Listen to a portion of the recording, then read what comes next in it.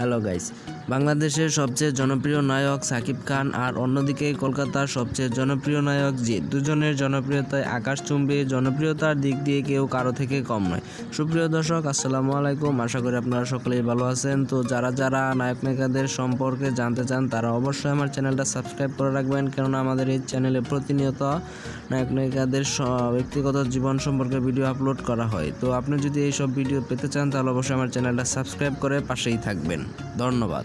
এবার বাংলা এবং ওপার বাংলাতে এই দুই নায়কের বেশ জনপ্রিয়তা রয়েছে। আজকের ভিডিওতে আমরা জানবো সাকিব খান নাকি জিৎ, কে বেশি টাকার মালিক। সাকিব খান অনেকদিন ধরে সিনেমার সাথে সম্পর্ক রয়েছেন, আর তার ক্যারিয়ারের প্রথম দিকে 1999 সাল থেকে 2010 সাল পর্যন্ত তিনি সিনেমা প্রতি 20,000 টাকা থেকে শুরু করে সর্বোচ্চ 32,000 টাকা পর্যন্ত পারিশ্রমিক পেতেন। অন্যদিকে জিৎ তার ক্যারিয়ারের প্রথম দিকে সিনেমাগুলোতে অভিনয়ের জন্য সিনেমা প্রতি 8 লক্ষ টাকা থেকে শুরু করে 17 লক্ষ টাকা পর্যন্ত পারিশ্রমিক পেতেন। সময়ের সাথে সাথে দুজনের পারিশ্রমিকই বাড়তে থাকে। সাকিব খান বর্তমানে সিনেমার প্রতি 60 লক্ষ টাকা থেকে শুরু করে সর্বোচ্চ 70 লক্ষ টাকা পর্যন্ত পারিশ্রমিক নিয়ে থাকেন।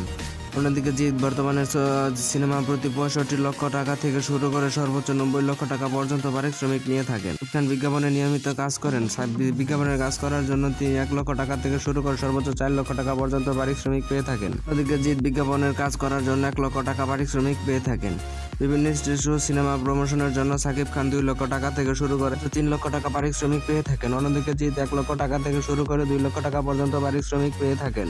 সাকিব খানের প্রযোজনা সংস্থা এসকে ফিল্ম থেকে তিনি বছরে প্রায় 2 কোটি টাকা আয় করেন, যা বাংলাদেশে অন্য কোনো নায়ক করতে পারে না।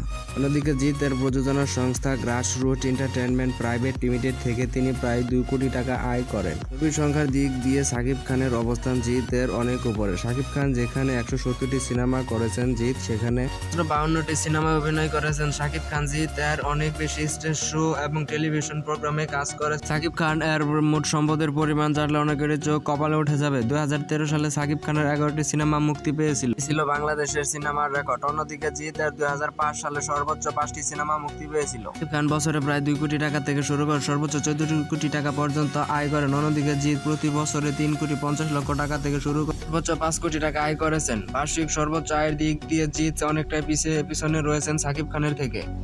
আয় করা ছাড়াও সাকিব খান অন্যান্য ব্যবসায় রয়েছে, যা থেকে তিনি বছর অনেক টাকা আয় করেন। বর্তমানে সম্পদের পরিমাণের দিক দিয়ে জিৎ সাকিব খানের ধারে কাছেও নেই। সাকিব খানের বর্তমান সম্পদের পরিমাণ 470 কোটি টাকা।